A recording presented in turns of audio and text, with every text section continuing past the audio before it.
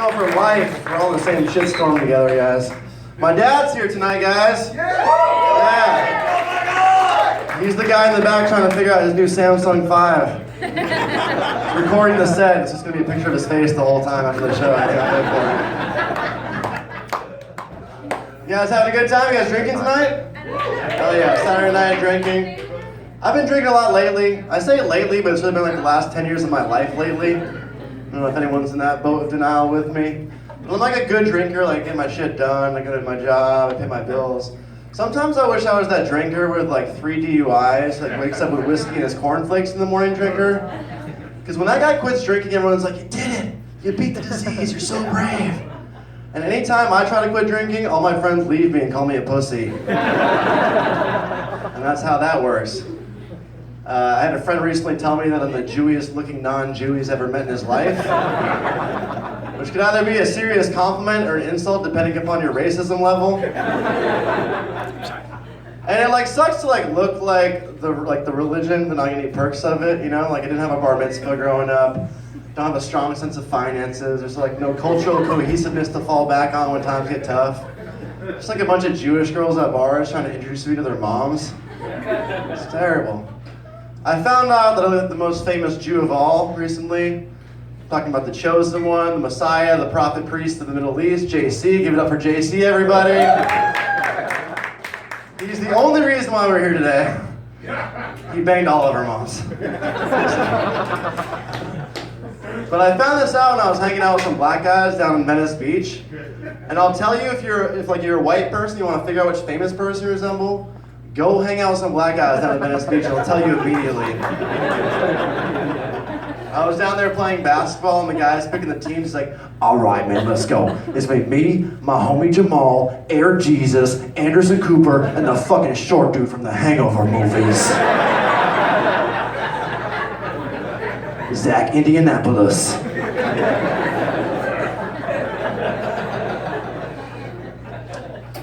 As Chris told you, my last name is Blanchard. It's a French name, so it's actually supposed to be pronounced Blanchard. But no one wants to be that American asshole who pronounces 4 words correctly. You know that guy at the party, right? Croissant. Sauvignon Blanc. Ménage à trois.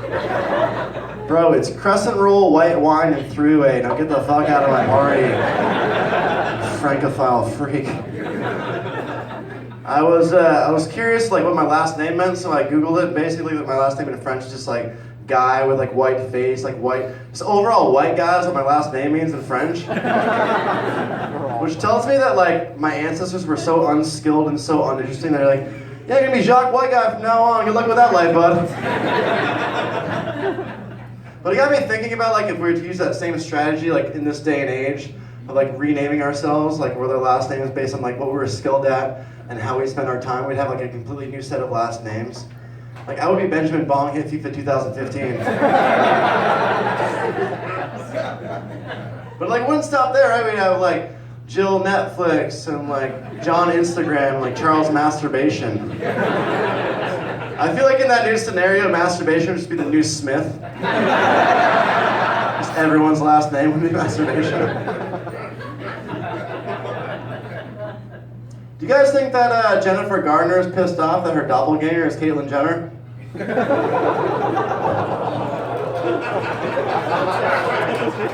I can't look at those commercials, those Capital One commercials the same way anymore. And Ben Affleck, is it a coincidence that when Caitlyn Jenner transitioned that Ben Affleck started cheating on his wife with that nanny? I don't know. It's weird though, like, cause like the Caitlyn Jenner thing, it's whatever, do whatever you want to do, I'm totally fine with that. But like we accepted her as a transgender person just because she has like enough money to like make the transition, like become like a, you know, a passable older woman that's like kind of pretty or whatever.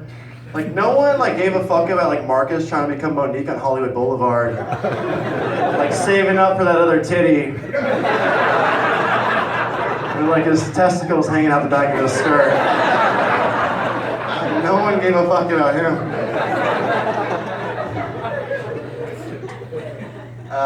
I've lived in Los Angeles for 6 years. You guys all LA locals, most of you. I think I heard that most of you guys are LA locals, yeah?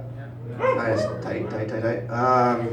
It's weird because it's like no one wants to get old in LA. Have you guys noticed that? Like no one wants to get old here. They do whatever they can to stay young. Like breast augmentation, hair plugs, hair dye, facelifts, all this stuff. And those are kind of like the more traditional aspects of cosmetic enhancement.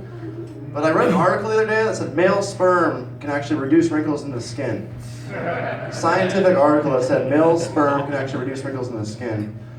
And when I read that article, I was like, damn, that's why porn stars look so young. It's fucking barely 18 chicks, they're not barely 18 years old, they're 35, they look fantastic because they're getting the money shots their whole career. It's amazing. Getting a little older, so I'm getting some crow's feet. So I tried the experiment to myself.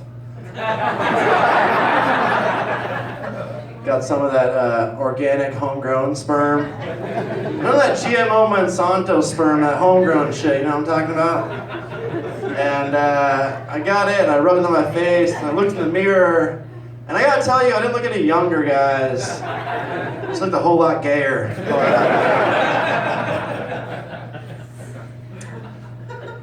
The internet, you guys are all on the internet, we're all doing it, the internet. I'm tired of it, I'm so tired of the internet, it's exhausting, the constant clicking, the swiping, the linking, the liking, it's so tiring. But my main thing about the internet is like how it's kind of like messing with like communication, like traditional communication, like we like develop like this beautiful language to communicate with each other and like eloquently talk to each other and express how we feel. And we've reverted to using like cartoon hieroglyphics now.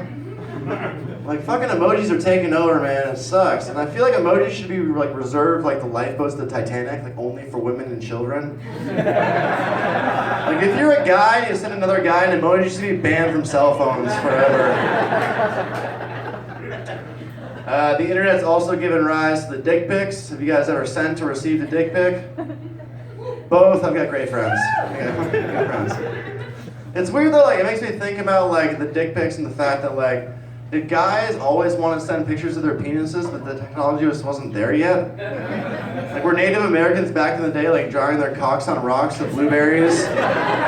Just like skipping them over the river to Pocahontas, being like, check out that arrowhead!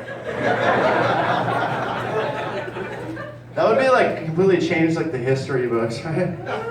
Just like flip to the History Channel, it's like, the Native Americans, pioneers of the personal phallic photography. Amazing. Now known as the dick pic. See Tonto drawing his cock on a rock with a blueberry. Like flash forward, it's like, President Sanders, we found a penis picture of you. That was sent to my wife in the 80s with a Polaroid. Next question, we're fine, we're good. Wonderful. I'll leave you guys on this. I think about like technology a lot and the fact that like, you know, every generation like has that classic story of like how they're you know, they tell like that spousal story of how you met like your spouse to your grandkid or your kid or whatever. I think it's gonna be like completely different for my generation. I think it's gonna go down like this. Like you'll be my grandson Kevin for this little segment. So I'll sit you down and I'll be like, Kevin, did I ever tell you about the time that I met your grandmommy? The year was 2015. And there was this wonderful application called Tinder. And I swiped right and she swiped right back, and you better thank your lucky stars that she did, because if she didn't, she wouldn't be here today. And I messaged her champagne flute emoji. Plus beer can emoji. Plus marijuana joint emoji. Equaling bedroom question mark emoji. And she ha-ha'd, and I ha-ha'd right back.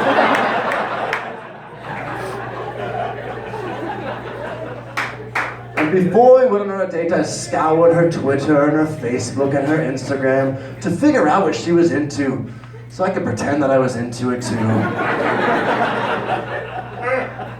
And Kevin, when we went on our date, it went swimmingly. When I got home, I Snapchatted a picture of my penis, and we've been in love ever since. You guys were great. Thank you so much.